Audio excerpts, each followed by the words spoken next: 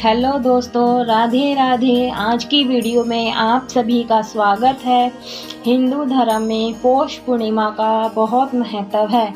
यह एक पूर्ण तिथि मानी जाती है।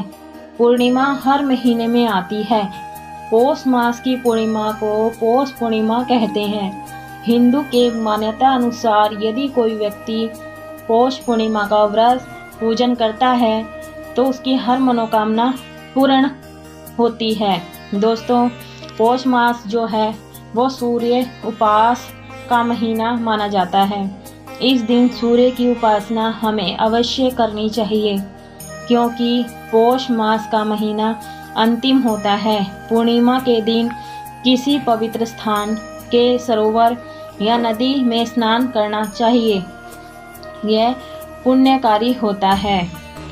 तो इस तरह से चौकी बिछाने के बाद पीला आसन बिछाना है और पीले आसन पर शिव परिवार की प्रतिमा स्थापित करनी है फूलों का आसन देकर।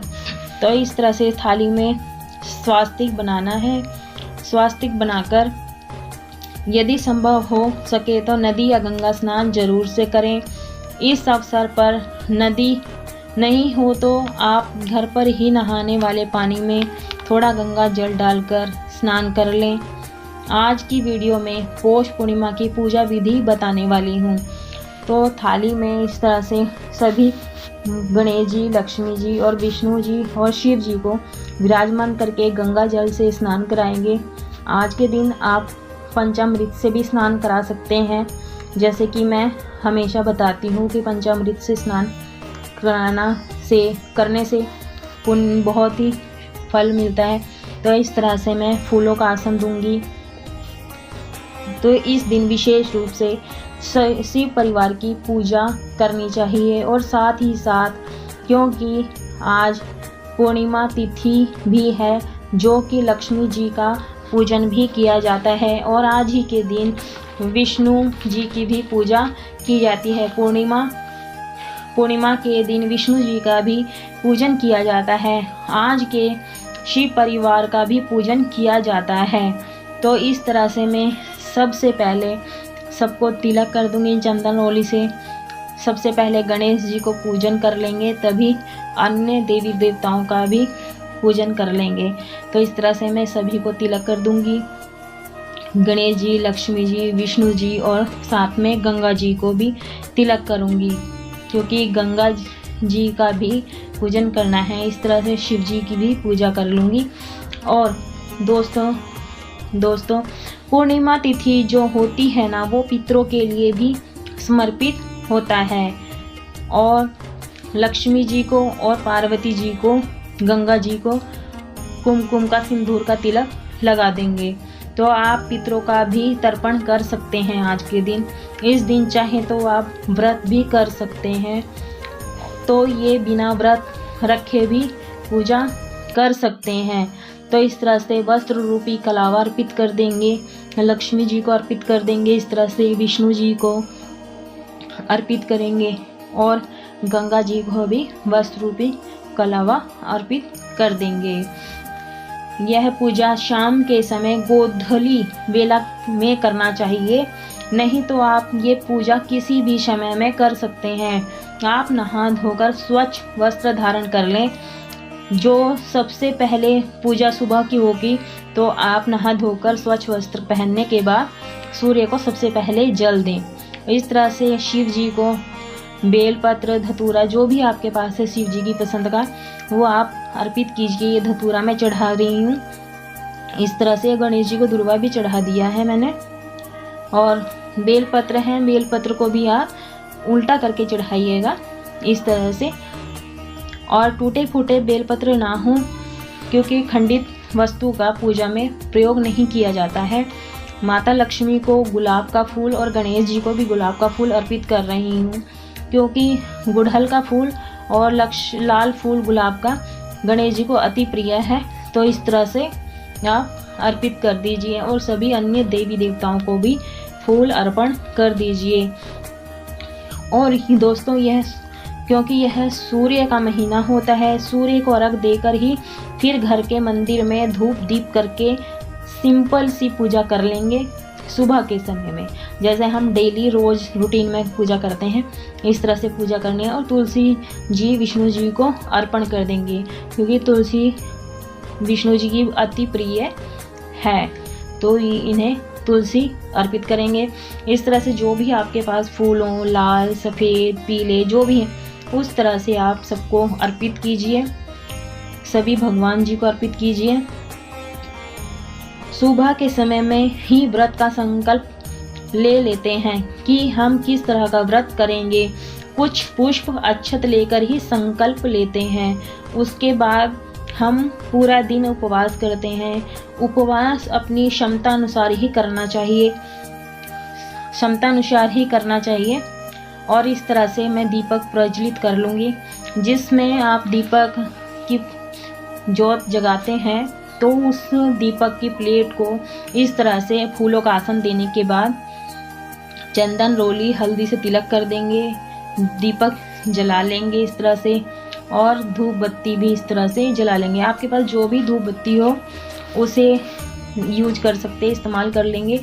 और सबसे पहले गणेश जी की पूजा करेंगे, धूप बत्ती दिखा देंगे इस तरह से, और फिर अन्य देवी देवताओं को भी धूप दीप दिखा देंगे। फिर या शाम के समय आप मीठा भोजन करके भी कर सकते हैं। अगर आपका कोई समस्या है, अगर आपको कोई समस्या है, तो आप या किसी बीमारी से परेशान हैं, तो आप यह व्रत फलाहारी और जल पीकर भी रख सकते हैं। यह व्रत बहुत कठिन नहीं होता। जो यह पूजा हम विधि विधान से करते हैं, यह पूजा शाम के समय करते हैं। इस तरह से मैं दीपक के चारों ओर फूल से इनकी पूजा कर लूँगी, क्योंकि अग्नि देवता साक्षी हैं हमारे पूजा के। तो इस तरह से मैं सभी को धूप दीप दिखा दूंगी। आज के दिन शाकुंभरी जयंती मनाई जाती है, तो इस माता पार्वती ही अन्नपूर्णा माता का ही रूप हैं। उनका पूजन आज के दिन जरूर करना चाहिए। शाकुंभरी माता का भी और अन्नपूर्णा का नाम लेकर ही पूजा करनी चाहिए। इस तरह से ऋतु फल जो भी हो आपके पास उपलब्ध हो, उसी से आप भोग लगाइए। भोग में जो भी आप लगाएंगे, पीने के लिए जल है, और ये साथ में मैंने तिल के लड्डू रखे हैं। तिल के लड्डू रखने के बाद मिश्री रखी है। इस तरह से भोग लगाएंगे, क्योंकि इस मौसम में, इस महीने में तिल का ही विशेष महत्व होता है। तो इस तरह से मैं सभी को तिल अर्पण कर दूंगी। आप काले या सफ़ेद तिल अर्पण कर सकते हैं इस तरह से। तो मैं ये दीपक में भी तिल अर्पित कर दी हूँ। पौष मास है जो यह तिल का महीना होता है, तो आज के दिन तिली जरूर से चढ़ाएं। पूरा दिन हाथ में और फूल और तिल लेने के बाद पौष पूर्णिमा की कथा सुनिए।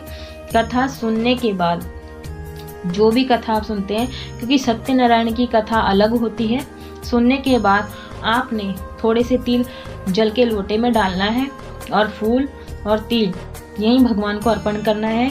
क्योंकि जो लोटे का जल है, ये जल आपको शाम को चंद्रमा का दर्शन करने के बाद, चंद्रमा का भी पूरे विधि विधान से पूजा करने के बाद अर्घ्य देना है इस तरह से। और फिर हम इस तरह से चंद्रमा की पूजा करेंगे। पूरा दिन शिव मंत्र का या आपको कोई भी मंत्र आता है कर सकते हैं। इस तरह से कपूर आरती करेंगे शाम के समय में। जैसे भी कथा पूरी हो जाती है, कथा पूरी हो जाने के बाद इस तरह से दोनों हाथों से कपूर से आरती की जाती है। तो इस तरह से कपूर की आरती कर लीजिए। किसी भी धर्म का पाठ कर सकते हैं। आपके पास समय हो तो आज के दिन धर्म पुण्य कर सकते हैं। आज के दिन सत्यनारायण की कथा भी करवा सकते हैं। बहुत ही शुभ होता है, बहुत ही शुभ होता है। या तो आप इस तरह से साधारण सी भी पूजा कर सकते हैं। कलश के रूप में मैंने गंगा जी रखी हुई है, गंगा जली रखी है। जो भी हम भोग प्रसाद लगाते हैं, पूजा संपन्न हो जाने के बाद परिवार जन में बांट दें। जल का लोटा लेते हैं और हाथ में तिल पुष्प लेने के बाद पूर्णमासी इसी के साथ आज के दिन एक छोटा सा हवन तो ये मैंने आपको पहले ही बता दिया है। जो भी आपने भोग में लगाया हो उसका आहुतियाँ देनी है। तो इस तरह से गणेश जी सरल पूजा है, फिर लक्ष्मी जी की और नवग्रहों की हमेशा और विष्णु जी के नाम की आहुतियाँ डालनी है। उसके बाद कपूर से आरती करनी है। पौष मास की पूर्णिमा से ही माघ स्नान की शुरुआत हो जाती है। प्रयागराज में संगम तट पर माघ मेले का आयोजन होता है। इसी महीने में कल्पवास भी किया जाता है। यह बहुत ही महत्वपूर्ण महीना होता है। इसी दिन दान करना चाहिए, क्योंकि सर्दियों का महीना होता है तो गर्म चीज़ों का, गर्म वस्त्रों का, खासकर सफ़ेद चीज़ों का दान करना विशेष रूप से महत्वपूर्ण होता है। पूर्णिमा के दिन सफ़ेद चीज़ें जैसे तिल, चीनी, चावल आदि विशेष महत्व होता है। आज के दिन ज़्यादा से ज़्यादा दान पुण्य करें, फिर भी दक्षिणा जरूर करें, जरूर निकालें। पूजा में जो भी कमी रह गई हो वो पूरी हो जाए। रात में चंद्रमा का पूजन जरूर करें। विधि विधान से पूजा करनी चाहिए। उसके बाद ही अपने व्रत का पालन करना चाहिए। जैसा भी अनजाने में व्रत का संकल्प लिया है अगर आपने, तो आप व्रत भी नहीं कर रहे हैं तो पौष पूर्णिमा को या कोई भी पूर्णिमा हो, इस तरह से ही पूजन अवश्य करना चाहिए। सभी नियमों का पालन करना चाहिए। ज़्यादा से ज़्यादा सात्विक रहें, ब्रह्मचर्य का पालन करें। मन, कर्म, वचन से सब प्रकार से शुद्ध सात्विक रहकर के व्रत करना चाहिए। पूर्णिमा के दिन, आज के दिन दीपदान जरूर करें। आप ये दीपक कहीं भी जला सकते हैं। आप सबसे पहले घर के मंदिर में दिया तो जलाएंगे ही। नदी किनारे, घर के मुख्य द्वार पर, तुलसी, पीपल, शमी वृक्ष, गौशाला, चौराहे आदि पर दीपक जला सकते हैं। खुले आकाश में दीपदान कर सकते हैं। आज के दिन आप चाहें तो तिल का या घी का तेल भी दीपक जला सकते हैं। तिल का बहुत महत्व है। ये तिल का महीना होता है तो तिल के तेल का ही दीपक जलाएं। यह बहुत ही शुभ रहता है। तो आपको अगर आज की वीडियो ज्ञानवर्धक लगी हो तो हमारी वीडियो को ज़्यादा से ज़्यादा शेयर कीजिए, लाइक कीजिए और कमेंट बॉक्स में जय माता दी लिखिए, हर हर महादेव लिखिए। और हमारी वीडियो अच्छी लगी तो लाइक ज़रूर कीजिएगा। मिलते हैं नेक्स्ट वीडियो में। धन्यवाद।